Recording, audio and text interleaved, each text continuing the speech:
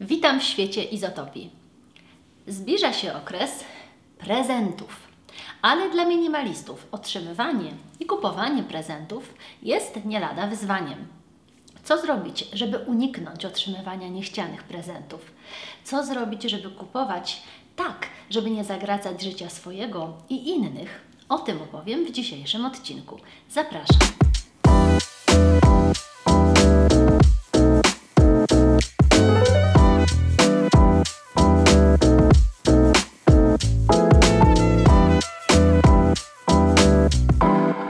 Zacznę od porady, która sprawdzi się w przypadku każdej osoby, niezależnie czy to jest minimalistka, czy nie. Chodzi o to, żeby kupując czy przygotowując prezenty, myśleć głównie o potrzebach, zainteresowaniach i gustach tej osoby, którą chcemy obdarować. Powiesz, że to brzmi głupio i banalnie, bo przecież to oczywiste i zawsze tak jest. Ale czy naprawdę? Ile razy mnie się zdarzyło, że kupiłam coś, dlatego że wydawało mi się to takie ładne, takie fajne, że przecież każdemu się to musi podobać, a już na pewno tej osobie. Dlatego to jest takie ważne, żeby zastanowić się przede wszystkim, czy dana rzecz albo jaka rzecz będzie potrzebna, spodoba się osobie, którą chcemy obdarować.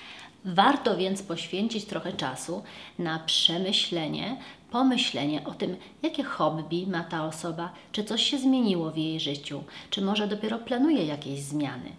Ja często po prostu pytam, bo wychodzę z założenia, że prezent wcale nie musi być niespodzianką.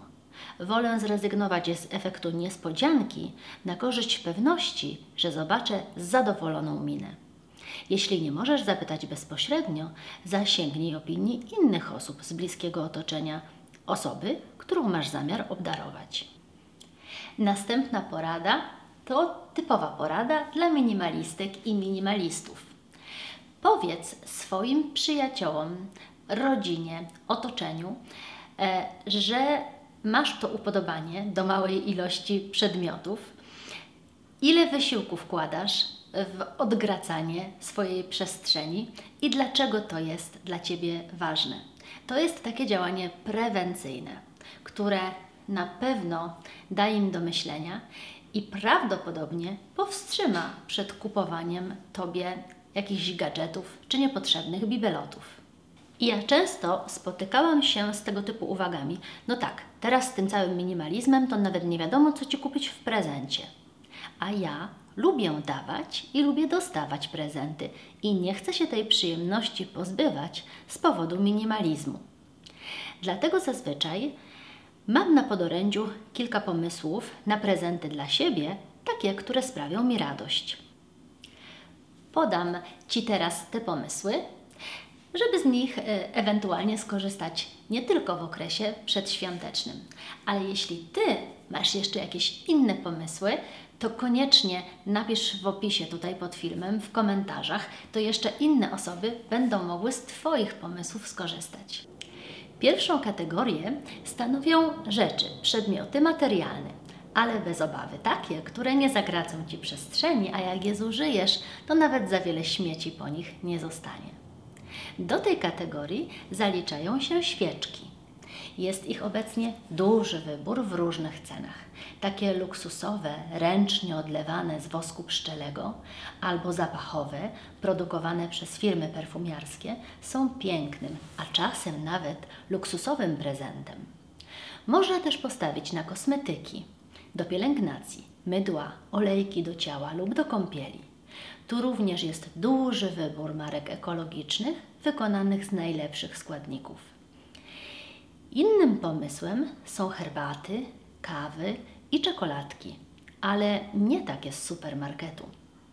Warto poszukać producentów, którzy specjalizują się w danym produkcie i postawić na jakość.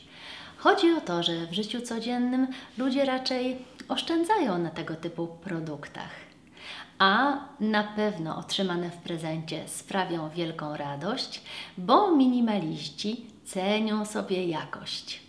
Kolejną kategorię stanowią karty podarunkowe i vouchery.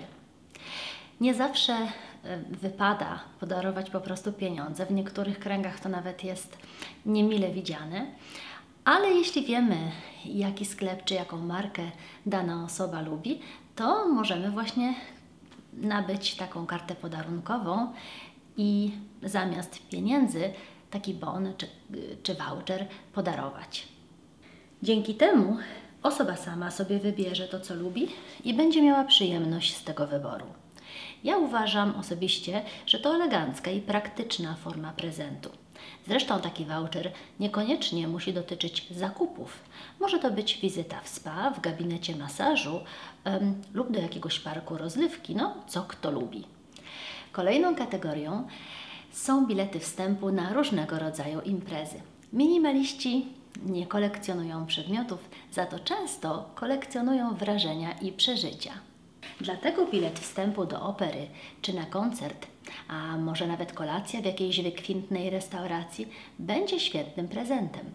Dla amatorów mocnych wyrażeń może to być skydiving albo jazda samochodem po torze wyścigowym czy skok ze spadochronem. Kolejną kategorią są prezenty cyfrowe. Może to być płatna aplikacja do medytacji, obróbki zdjęć i filmów albo do nauki języka obcego.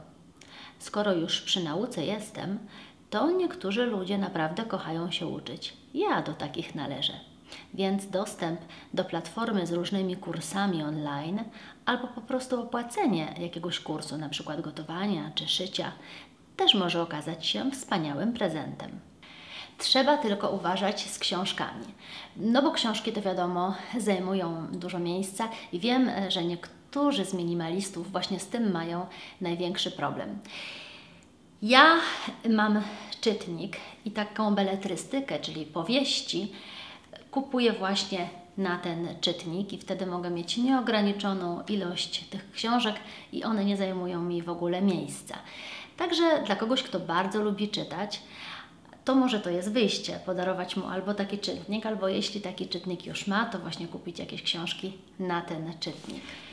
Na koniec chciałam przypomnieć, że najważniejsze w tym wszystkim jest wzięcie pod uwagę gustów i potrzeb obdarowywanej osoby.